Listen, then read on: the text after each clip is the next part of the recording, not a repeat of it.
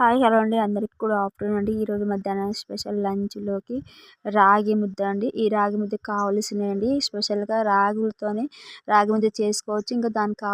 ఇంకా దాంట్లోకి రైస్ కూడా కలుపుకోవచ్చు అండి. అయితే నేను రైస్ రాగి ముద్ద మిక్స్ చేస్తానండి. ఒక కప్పు రైస్కి 3 కప్పుల వాటర్ పోసుకొని ఇట్లా మిక్సీలో పట్టిన తర్వాత కుక్కర్లోనే బాయిల్ చేశానండి. బాయిల్ అయిపోయిన తర్వాత ఈ విధంగా రైస్ని మళ్ళీ దాంట్లోకి కొన్ని వాటర్ పోసి ఒక కప్పు రైస్కి ఒక కప్పు రాగి పిండి కూడా వేసుకొని బాగా కలుపుతున్నానండి. ఎందుకంటే అడుగంటిపోకుండా ఈ విధంగా మనం పిండి వేసిన తర్వాత మిక్స్ చేసుకొని బాయిల్ అయిన తర్వాత బాయిల్ అయిన తర్వాత అందులోకి సాల్ట్ కానీ గీ కానీ వేసుకోవచ్చని, అది మన ఇంట్రెస్ట్ అండి.